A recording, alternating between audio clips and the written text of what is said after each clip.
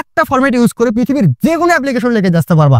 তুমি যত দূর বলে না কেন, অ্যাটলিস্ট তুমি যদি 3 থেকে 4টা লাইন মুখস্থ করতে পারো, তুমি পৃথিবীর যে কোনো অ্যাপ্লিকেশন লিখে আসতে পারবা। এন্ড কত হচ্ছে অ্যাপ্লিকেশন লিখলে কিন্তু আমরা নাম্বার যে 10-এ 10 পাবো এটা কিন্তু গ্যারান্টি না। বুঝতে পারছো কথা? তুমি নাম্বারটা 2-3 কম পাইতে পারো, কিন্তু অ্যাটলিস্ট নাম্বার তো পাবা। সো তুমি এই ফরম্যাটটা যদি ইউজ করো, যারা প্রায় নাম্বার ইংলিশের কিছুই বুঝে না তাদের জন্য বলতে পারো আমাদের এই ফরম্যাটটা।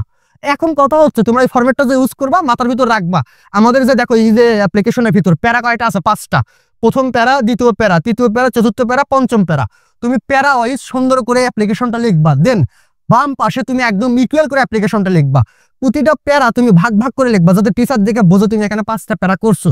যদি তোমার লেখা সুন্দর হয়, দেন তুমি যদি এইভাবে যদি লিখতে পারো, প্যারা ওয়াইজ লিখতে পারো, একটু খাপ খাপ করে লিখতে পারো, অটোমেটিক বলতে পারো তোমার টিচারের যদি একটা গুড রিভিউ তোমার প্রতি চলে আসে, একটা ভালো মার্ক কিন্তু তুমি উঠাইতে পারবা। সো আসো আমরা কি করবো ভাইয়া, সেম কাহিনী।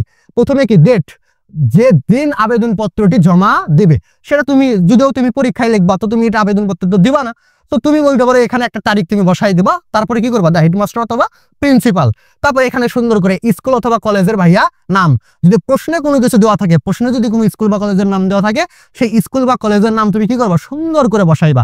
আর যদি ভাই প্রশ্ন দেওয়া না থাকে, তুমি ইচ্ছা মতো এই জায়গায় একটা স্কুল বা কলেজের নাম বসাবা। হতে পারে তুমি বলতে পারো ABC স্কুল অ্যান্ড কলেজ।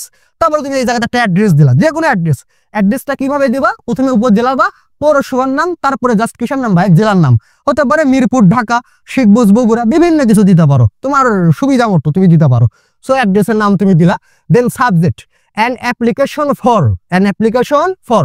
এখন কথা হচ্ছে ভাইয়া, প্রশ্নে যদি তোমার কোশ্চেন যেটা আসবে, ওই কোশ্চেনে যদি ফর লেখা থাকে, ফরের পরে যা আছে সুন্দর করে এখানে বসাই দেবা বিষয়টি।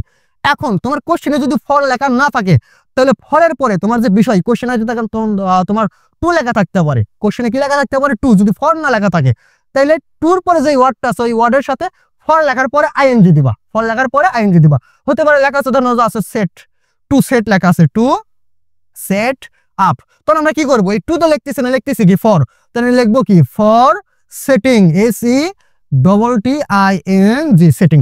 আশা করি বুঝতে পারছো। হতে পারে লেখা আছে তোমার হচ্ছে টু অ্যারেঞ্জ, তখন কি করবা, অ্যারেঞ্জিং ING দিবা। কি বললাম, যদি ফর তোমার কোশ্চেনে উল্লেখ থাকে, ফর লেখার পরে যা আছে লিখে দেবা। আর যদি ফর উল্লেখ না থাকে, তাহলে তোমার এই প্রিপজিশনটা যেটা আছে, টু বা অন্য কিছু থাকতে পারে, জাস্ট ওই জায়গায় ফর লিখে দিবা। ফরের পরে ওই যে টু বা কোনো কিছু থাকলে তারপরে যে ওয়ার্ডটা থাকবে, এই ওয়ার্ডের সাথে জাস্ট ING বসায় বিষয়টা লিখে দেবো। আশা করি ক্লিয়ার। তারপর এখন লিখতেছো কি, ডিয়ার স্যার অথবা ডিয়ার ম্যাডাম লিখলা। তারপর এখন দেখো, যদি তুমি জাস্ট ব্যক্তিগত পত্র বলতে শোনো যে তোমার আসলে ফুলফিল স্টুডেন্টশিপ সম্পর্কে বা বিভিন্ন কিছু সম্পর্কে, বা তুমি সুরিসে আবেদন করতেছো, সেক্ষেত্রে তুমি তোমার নাম লিখবা। আর যদি স্কুলে কোনো আয়োজন সম্পর্কে কোনো পত্র লিখতে বলে, অথবা বলতে পারো যে স্কুলে কোনো কিছু স্থাপনা সম্পর্কে পত্র লিখতে পারে, সেক্ষেত্রে কিন্তু ভাই তোমার লিখবা কি, উই। সো একজনের ক্ষেত্রে তোমার জন্য হলে লিখবা আই, আর যদি সবাই মিলে তোমরা লেখো তাহলে লিখবা হচ্ছে কি ভাইয়া, উই। তারপরে কি লিখলাম, যে আই উইক টু স্টেট বা we wish to state that. তারপরে এখানে দেখো আই অথবা কি ভাইয়া, আই অথবা উই লিখবা। এখানেও তুমি যদি নিজের ক্ষেত্রে হয় তাহলে লিখবা আই, এখানে যদি আই বসাও এখানেও আই হবে, এখানে উই বসালে এখানেও উই হবে। এমন কথা, তুমি যদি আই লেখো এখানে, তাহলে এখানে কি লিখবা, আই এম। কি লিখবা, আই এম। আর যদি উই লেখো তাহলে লিখবা কি, উই আর। দেখো এখানে সুন্দর করে লেখা আছে, I beg to state that I am, অথবা we beg to state that we are। তারপরে কি লেখা আছে, the students of your school অথবা কলেজ অথবা মাদ্রাসা। তুমি যেখানে এখন পড়ো, স্কুল হলে স্কুল, কলেজ হলে কলেজ, অথবা মাদ্রাসা হলে মাদ্রাসা, জাস্ট লিখে দিলা। তারপরে জাস্ট এখানে কি ভাইয়া, বিষয়ের নাম। তুমি যদি বিষয়ের নাম, এখানে প্রশ্নে যে উল্লেখটা থাকবে, প্রশ্নে যে বিষয়টি উল্লেখ থাকবে, সেই বিষয়ের নামটা সুন্দর করে বসাবা। এখানে বিষয়ের নামটা লিখবা। লেখার পরে যদি তুমি মনে করো যে আমি বিষয়ের নামটা কি লিখতে পারবো না, সমস্যা নাই, মানে বিষয়ের নামটা তুমি লিখতে চাচ্ছ না, তখন কি লিখবা ভাইয়া, ইট। তো আমি তোমার সাজেস্ট করবো ইট না লিখে তুমি লিখবা কি, যে এখানে যেই প্রশ্নের যেই তোমার উল্লেখিত বিষয়টা থাকবে, বিষয়ের নাম এখানে লিখবা। আর যদি তুমি বিষয়ের নাম না লেখো, তাহলে তোমার লিখতে হবে কি, it. It is very essential for me অথবা আস। মি কখন বসাবা, যদি আই লেখো তাহলে মি বসাবা। আর এখানে যদি উই লেখো তাহলে কি বসাবা ভাইয়া, আজ বসাবা। তারপরে কি আছে ভাইয়া, উইদাউট, এখানে বিষয়ের নাম। তুমি এখানে যে বিষয়টা এখানে উল্লেখ করে লিখছো, বিষয়ের নামটা লিখবা অথবা ইট লিখবা, হয় বিষয়ের নাম লিখবা অথবা ইট লিখবা। তো আমি তোমার সেম বরাবর সাজেস্ট করতেছি, তুমি লিখবা বিষয়ের নাম। এরপরে কি আই অথবা উই। তো তুমি এখন যদি এখানে আই বসাও, মানে তোমার ব্যক্তিগত হলে আই লেখাবা, আর যদি তোমার সবার ক্ষেত্রে হয় তাহলে লিখবা কি ভাইয়া উই। আশা করি বুঝতে পারছো। তারপর এখানেও যদি একটু খেয়াল করো আই অথবা উই, সো আই আর উই এর বিষয়টা তুমি বুঝতে পারছো। তুমি নিজের ক্ষেত্রে হলে লিখবা আই, আর সবার ক্ষেত্রে হলে লিখবা উই। তো যে যে জায়গায় আই অথবা উই লেখা আছে তুমি নিজের জন্য হলে আই, আর সবার ক্ষেত্রে হলে উই। সো এই পর্যন্ত তুমি সুন্দর করে কি করে দিলা ভাইয়া, লিখে দিলা। দেন তারপর দেখো পরেরটা যদি আসে, দ্বিতীয় প্যারাই দেখো লেখা আছে আই অথবা we hope and pray that.